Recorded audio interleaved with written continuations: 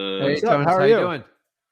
I'm in my bed. It's almost midnight here in Sweden. But Sweden. Sweden. Sweden. yeah, Sweden, yeah. Oh, you're a glow rider, right? Yeah, exactly. Yeah. Got it. What's that? He always comments. Oh, okay. Yeah, So it's an what's up, man? really old name. But anyway, I wanna if you have PropStream, what's the difference between utility list on PropStream and utility list from the government, or probate from the government, or probate from PropStream? So pre-probate is basically a list where they go off the death records and they just Mhm. look at people that just died and they say, do any of these people own real estate? That's what a pre-probate is. A probate is when the process is actually filed with the court system in the United States here. Um, a government list versus a PropStream list. A PropStream list is just going to go after, it's going to pull things that aren't government. So, for example, a big PropStream list is the high equity list. The secret to the high equity list is they look at all the mortgages on people who own property, Mm-hmm. and then PropStream guesses how much it's worth versus how much is owed. Mhm. And they say, well, this guy's got a lot of equity on the deal, so they put it on the list. Government's not going to do that. Yeah. The government is going to, the ways you get a government list is when the government goes after a property for an issue or something. So, for example, property goes on fire, the government has to go on there, put out the fire, it's on a list. You stop paying the water bill, it's on a list, right? Your grass is too tall, the code enforcement, it's on a list, right? Someone passed away, probate's on a list. You stop paying your mortgage. Yeah. Then the bank files something in the court system, which is part of the government, to be on the list. PropStream, they'll do liens for you, but you can do the same thing with a list. So PropStream has a utility where it will go after certain lists that aren't in the government, like vacants.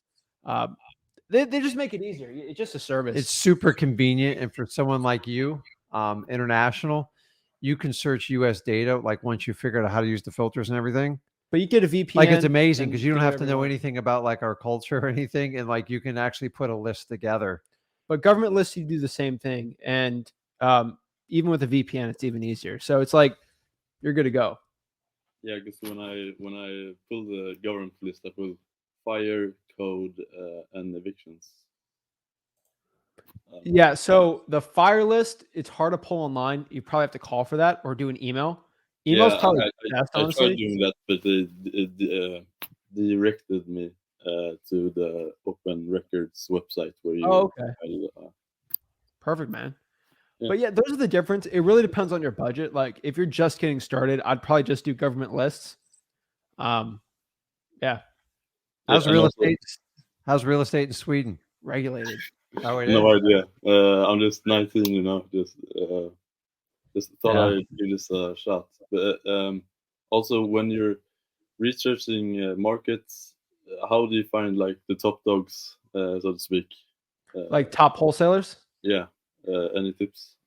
Yeah. So usually, how I find that is a lot of the top people, they're not online. Like you don't even know from them.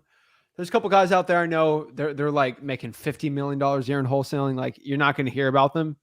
And those are people that kind of like approach me in the back end for things. Kind of, it sounds shady. Like this is like the Illuminati of wholesaling, but like they'll reach out to you and then you got to verify their info. But the best way is just honestly Facebook. I've seen just searching. Let's say your market is Cleveland, Ohio, and just search that for wholesaling. And you can find people doing really well. You can watch podcasts. It's kind of hard to do. I know you're trying to reverse engineer the businesses. The only way you can really reverse engineer, especially when you're virtual, is listening to those people kind of talk on podcasts more or less. That's honestly like what I'd say. And get on like their buyers list. It just requires an email, and just you can take that data. I'm telling you, this is how I do all my virtual marketing.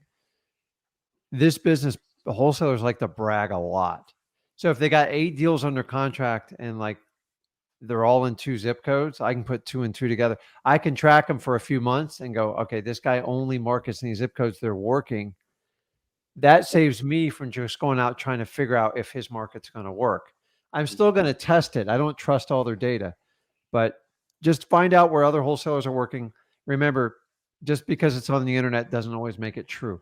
Like people just, there's a reason they call it. Well, I'm not going to say it. I might get in trouble. But people put their best version online. yeah, You got to try to find like some reality. But if they're active and they're doing deals and they're trying to sell it, that's going to be the best indication if they're active in that market. And I would find it. So you'll find a lot of wholesalers are gravitated towards the really cheap areas like Ohio, Pennsylvania, Indiana, like, because they're all low, they're just low cost houses. So you're going to see a majority of them in like 70% of one area. Just heed warning, because just because it's cheap doesn't mean it's easy to like sell or buy it for the right price. So you don't want the highest price house, but like I personally don't want to go in the hoods. It's just too tough. Like talking about people burning houses down and like, you know, drugs, stuff like that. At the end of the day, I'd probably going off your government list. You're doing it, man. So that's awesome, dude. Yeah. It's been like 14 days. They haven't heard back, but I'll give him a call, you know, hound them. I don't know. Like that. And he's sitting there just pounding questions. That's what you guys want to do when you get on this. I mean, slow but surely, like you're not going to learn this business like automatically, but like you're just slowly getting better and better and better. You're taking action. You're pulling lists. You're doing things that most people aren't even willing to do. And how old are you? 19, just turned 19. There you go. He's just a baby. So use that youth and just like, obviously you're using the internet to stoke up stuff like a sponge. So make sure you go towards channels like ours and stuff that's going to grow you. Look at financial stuff. Zach does that. And like, you can do whatever you want, man. Like, don't let anywhere where you're located or anything like that. I mean, you're international and you're looking at doing wholesaling in the US. That's awesome. He's fine. I mean, I could give the stories. I've interviewed people from Trinidad, Tobago. Where is it? I know a dude from Prague doing wholesaling, like doing legit deals. Guy everywhere around the world. Like I'm telling you, we got people from Nigeria doing deals. Yeah. Like I got someone from Guatemala sent me a check. They did, guys.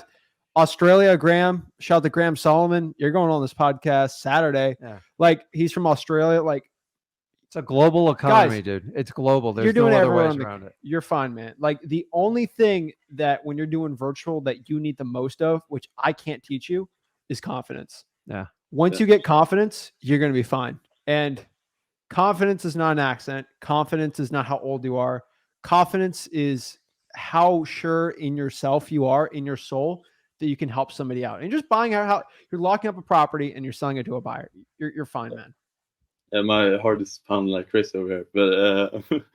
But and thank you guys, because you know a couple of months before this, I stumbled upon wholesaling, but you know I can tell that they wanted to, you know, squeeze money out of me, and so I just said no. But then I found you guys, and I just like, yeah, awesome. Appreciate it, man. Hey, your heart might be pounding because you're probably not talking to us enough, man. You can get sick of our faces, and then you're gonna be like, okay, it's these guys again. So, guys, don't be nervous talking to us. Don't like legit.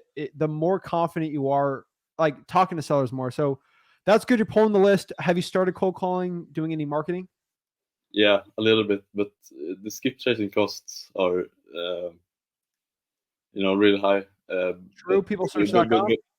Yeah, true people. I tried that, and it's every once in a while it gets, you know, VPN, and then I can't.